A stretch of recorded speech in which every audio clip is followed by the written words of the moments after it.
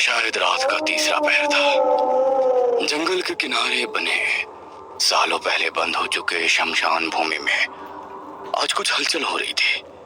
एक 22-23 साल की लड़की काले वस्त्र पहने एक पैर पर खड़े होकर अपनी कमर तक फैले घने काले बालों को खोलकर कुछ मंत्र पढ़ रही थी, जो तंत्र के हर अध्याय में वर्जित है। आसपास के घने जंगलों से आती जंगली जानवरों की आवाजें, रात में बढ़ती हाड़ कपाती ठंड और शरीर पर रेंग रहे कीड़े मकोड़े उसकी साधना को तोड़ने में असफल नजर आ रहे थे। आज उसकी साधना का 11वां दिन था। ओम भक्षाणे नमः, ओम शत्रु नशाय नमः। आखिरी बार उसके मुंह से निकले उस मंत्र के साथ ही अचानक शमशान भूमि में धूल की जोरदार आंधी चलने लगती है। भूमि पर रखा उसका तंत्र का सामान उड़कर दूर जा गिरा था और सामने रखी मानव खोपड़ी आकर उसके सर से टकरा गई थी। एकाएक काली परछाई नजर आती है, जो आकर उस लड़की के बाल पकड़कर उसे घसीटते हुए उठाकर दूर पटक देती है। अभी भी समय है, लौट जा। आगे सिर्फ और सिर्फ मृत्यु है। अपनी मौत को मत आमंत्रित कर, लौट जा। मैं लौटने के लिए नहीं आई हूँ। मैंने सोच लिया है। जो भी कर रही हूँ सोच समझ कर रही हूँ। कुछ पाने के लिए कुर्बानी देनी ही होती है और मैं खुद की कुर्बानी के लिए तैयार हूँ। लड़की के मुंह से इतना सुनते ही लड़की के शरीर से खून बहने लगता है। उसके हाथ और पैर देखकर लगता था कोई उन्हें बुरी तरह मरोड़ रहा है। दर्द को सहन करते हुए वो अभी भी मंत्र पढ़ती जा रही थी। कुछ देर बाद उसके सामने एक डरावनी स्त्री प्रकट होती है। जानती है ना तूने क्या किया है? भाक्षणी हूँ मैं। जिसके नाम से तूने ये तंत्र किया है उसकी मौत अब निश्चित है। तेरे दुश्मन के साथ साथ मृत्यु तेरी भी निश्चित होगी। तुझे स्वीकार है? स्वीकार है। लड़की के इतना कहते ही वो स्त्री धुएं के बवंडर में बदलकर पास में रखी कच्ची मिट्टी के मटकी में समा जाती है और वो हांडी खुद ब खुद हवा में लड़की के साथ साथ चलने लगती है।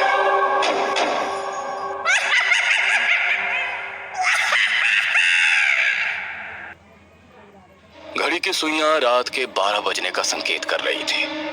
मिट्टी के दियों की मध्यम रोशनी से जगमगाते कमरे में लाल फूलों से सजे बिस्तर पर बैठी पूर्वी की आंखें अब नींद से बंद होने लगी थी। एकाएक पूर्वी की आंख बंद हुई और उसे महसूस हुआ किसी ने उसका मुंह कसकर दबा दिया है। पूर्वी बुरी तरह छटपटा रही थी।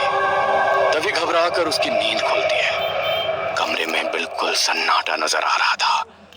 उसका पति पूरब कमरे में कहीं नजर नहीं आ रहा था। उफ, ये सपना। कितना वक्त हो गया। ये पूरब अभी तक क्यों नहीं आया? दुल्हन के लाल जोड़े में सजी पूर्वी अपने बिस्तर से नीचे उतरती है और घूंघट में से ही पूरब को पुकारते हुए हवेली में एक कमरे से दूसरे कमरे में जाने लगती है। अचानक ही एक कमरे के दरवाजे पर पहुंचकर उसके कदम ठिठकते हैं। कमरे का दरवाजा हल्का सा खुला था और भीतर से कुछ अजीब आवाजें सुनाई पड़ रही थी। कुछ अजीब दुर्गंध भी कमरे के धुएं के साथ बाहर आ रही थी। इससे पहले कि पूर्वी अंदर जाती उसे अपने कंधे पर एक गर्म हाथ महसूस होता है। डरा दिया तुमने। कहाँ थे तुम? बहुत जल्दी में है मेरी दुल्हन। बस तुम्हारे पास ही आ रहा था। आज की रात तुम्हें छोड़कर जा भी कहाँ सकता हूँ। कब से वेट कर रही थी। तुम थे कहाँ? और यहाँ इतना अंधेरा क्यों है? ये जगह कुछ अजीब नहीं है? आज की रात कोई सवाल जवाब नहीं, बस तुम और मैं। कल सुबह तक तुम सब जान जाओगे। पूरब ने कमरे में जल रहे दीपक बुझा दिए और पूर्वी को गोद में उठाकर उसके बिस्तर तक ले आया। कुछ देर बाद पूर्वी बिस्तर पर बेफिक्र होकर गहरी नींद में सोई हुई थी, लेकिन पूरब वो अब बिल्कुल बदला हुआ नजर आ रहा था। उसकी आंखों में मानो खून उतर आया था। उसने अपने शरीर पर काले वस्त्र पहन रखे थे, माथे पर काली राख मल रखी थी, आंखों में गहरा काजल और चेहरे पर किसी कसाई जैसी निष्ठुर भाव। उसने पूर्वी को उठाकर जमीन पर लिटाया, कुछ देर मंत्रोच्चार किया और फिर अग्निकुंड के पास रखे खंजर से उसका सर धड़ से अलग कर दिया। इसी के साथ पूरब के हंसी की आवाज से वह हवेली गूंज उठी। इस घटना को कई महीने बीत गए थे। पूर्वी का कुछ पता नहीं चल रहा था। शहर में उसकी रूममेट मेघा यूं अचानक पूर्वी के गायब हो जाने से बहुत परेशान थी। पूर्वी अपनी बहन निष्ठा से बहुत क्लोज थी। मुझे पूरा यकीन है निष्ठा को जरूर पता होगा कि पूर्वी कहाँ है और किस हाल में है। आई थिंक मुझे उससे बात करनी चाहिए। पूर्वी के बारे में कुछ पता है क्या? आई मीन वो अचानक से अपना सामान छोड़कर चली गई, उसने बताया भी नहीं। हाँ, वो अभी शायद तुम्हारे साथ नहीं होगी। उसने बताया होगा ना कि शादी करने वाली है। Thank God. मुझे पता नहीं क्यों बहुत अजीब अजीब से ख्याल आ रहे थे। उसका फ़ोन भी नहीं लग रहा है। बात करवा सकती हो क्या? शादी हो गई उसकी? मुझे पूर्वी के बारे में जितना बताना था मैंने बता दिया। आगे से उसे कांटेक्ट करने की कोशिश मत करना, सबके लिए वही अच्छा होगा। निष्ठा के यूं अजीब बर्ताव ने मेघा को उलझन में डाल दिया था। क्या चल रहा है यार? पूर्वी ने भी कभी पूरब से मिलवाया नहीं। मुझे पता भी नहीं वो दिल्ली में कहाँ रहता है। फोन ट्राई करती हूँ। पूरब, मैं मेघा, पूर्वी की रूममेट। पूर्वी से बात हो सकती है क्या? मैं नहीं जानता पूर्वी कहाँ है।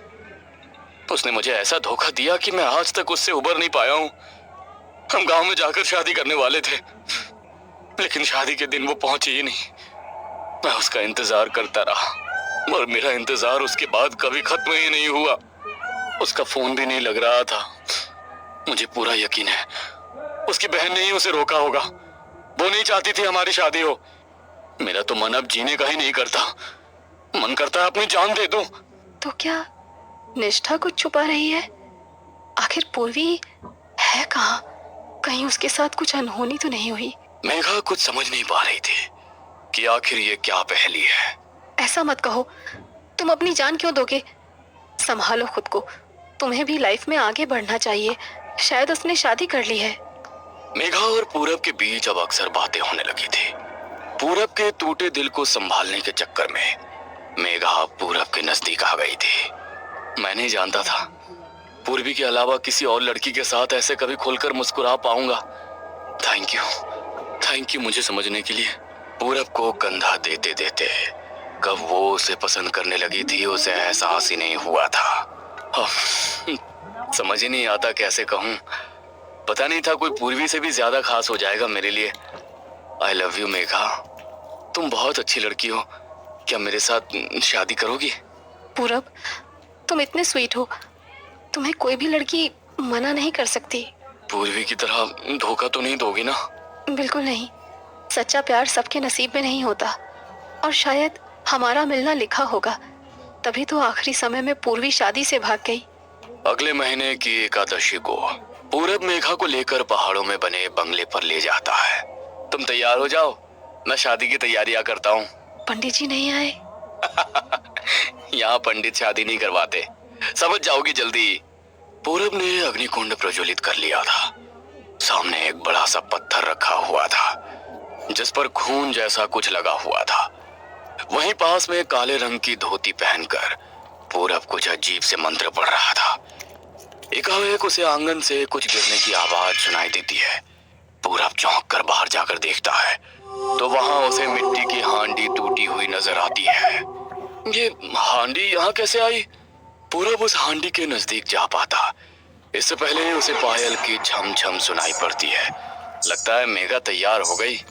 जैसे ही मेघा का हाथ अपने हाथों में लेकर वो मंत्र पढ़ना शुरू करता है उसे एक जोरदार झटका महसूस होता है। ये कैसा संकेत है? क्या यहाँ कोई शक्ति है जो हम दोनों के बीच आ रही है?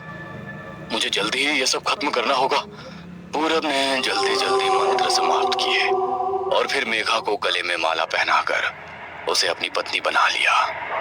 बिस्तर पर मेघा घूंघट लिए बैठी थी। तभी पूरब उसके नजदीक आता है और घूंघट उठा देता है, लेकिन सामने का नजारा देख उसके पांव तले जमीन खिसक जाती है। कौन हो तुम? यहाँ कैसे आई? मेघा कहाँ है? मेरे साथ ही विवाह हुआ है तुम्हारा अब तेरे शरीर और आत्मा पर मेरा अधिकार है। ये नहीं हो सकता। मैंने तो मेघा को माला पहनाई थी। क्या हुआ, मेरे करीब नहीं आओगे? अगर तुम करीब नहीं आओगे तो ये विवाह संपन्न कैसे माना जाएगा? पूरब आंखें बंद करके मंत्र पढ़ना शुरू करता है। तभी भक्षणी अपने असली रूप में आ जाती है और सीधा पूरब का गला दबा देती है। पूरब के मुंह से शब्द ही नहीं फूट रहे थे, उसकी आंखें बाहर निकल आई थी और शरीर ढीला होने लगा था। भक्षणी ने पूरब का गला छोड़ दिया और अगले ही पल एक खूबसूरत कामिनी स्त्री का रूप ले लिया। उसकी बड़ी बड़ी आकर्षक आंखें, खूबसूरत चेहरा और मादक मुस्कान देखकर पूरब अपने होश खो बैठा था। सम्मोहन में पड़कर वो उसकी ओर खींचा चला जाता है। कमरे में अंधेरा छा जाता है और कमरे का दरवाजा अंदर से बंद हो जाता है। ये पहली बार था जब शादी के बाद दुल्हन के साथ रात बिताने के बाद पूरब ने उसकी बलि ना दी हो। अगली सुबह पूरब बिस्तर पर लेटा हुआ था। वो पूरी ताकत लगाकर बिस्तर से हिलना चाहता था, लेकिन ना वो हिल सकता था, ना उसकी आवाज गले से बाहर आ रही थी। बेबसी में उसके आंखों से आंसू लुढ़क कर गाल पर आ जाते हैं। तभी उसे कमरे में छत के पंखे पर वही डरावनी छाया लटकती नजर आती है, जो जोर जोर से हंस रही थी। तू तो तंत्र का इतना बड़ा पुजारी है, जानता ही होगा भक्षणी क्या होती है। भक्षणी वो काली शक्ति जो जिस पुरुष के साथ संबंध बनाती है उसी का रक्त पीकर अपना पोषण करती है। अब से हर रात तू मेरे साथ रहेगा। तेरे शरीर का खतरा खतरा खून पीकर मैं अपनी प्यास बुझाऊंगी। तभी कमरे का दरवाजा खुलता है और निष्ठा कमरे में दाखिल होती है। बहुत खूबसूरत खेल रचा तूने। भोली भाली लड़कियों से शादी करके उनकी बलि चढ़ाने के बाद क्या सोचा था, अमर हो जाएगा? लेकिन कहते हैं ना, हर पापी के पाप का घड़ा एक दिन भर ही जाता है। तूने प्लानिंग तो बहुत अच्छी की थी, लेकिन मेरी बहन पूर्वी ने तुम दोनों की शादी में गलती से मुझे भी बुला लिया था। जिस समय मैं हवेली पहुंची, मैंने अपनी बहन की दिल दहला देने वाली चीख सुनी। जब मैं अंदर आई तो तुझे शैतान के सामने किसी राक्षस की तरह पूर्वी का खून पीकर नाचते देख मैं समझ गई थी कि तू कोई आम आदमी नहीं है। इसीलिए मैंने तेरे बारे में जानकारी निकालना शुरू किया। धीरे धीरे मुझे पता लगा कि तू पूर्वी से पहले भी 5 लड़कियों से इसी तरह शादी कर चुका है और अचानक से लड़कियां न जाने कहां गायब हो जाती हैं। मुझे अपनी बहन की मौत का बदला लेना था, इसीलिए मैंने ही मेघा को तेरे करीब आने के लिए मनाया और फिर वही हुआ जो मैं चाहती थी। कहते हुए अचानक निष्ठा के मुंह से खून आने लगा। नहीं, तुझे इतनी आसान मौत नहीं दूंगी मैं। अब मेरे सौदे का अगला चरण शुरू होता है। भक्षणी की भूख शांत करने के लिए मैं उसे अपने शरीर में आने का आह्वान करती हूँ। हे भक्षणी, इसे छोड़कर मेरे पास आओ। ये क्या कर रही हो? अरे भुगतने दो ना इसे इसके कर्म। तुम क्यों अपनी जान पर खेल रही हो? हम अब यहाँ से चलते हैं। अब देखते हैं इसका शैतान इसे कैसे बचाता है। नहीं, ये अब बिस्तर से हिल भी नहीं सकता। इसके शरीर पर जो जख्म है ना, उसके लिए इसे ना दवा मिलेगी और ना ही पेट भरने के लिए खाना। यूं ही बिस्तर पर लेटकर भूख प्यास से तड़पेगा ये।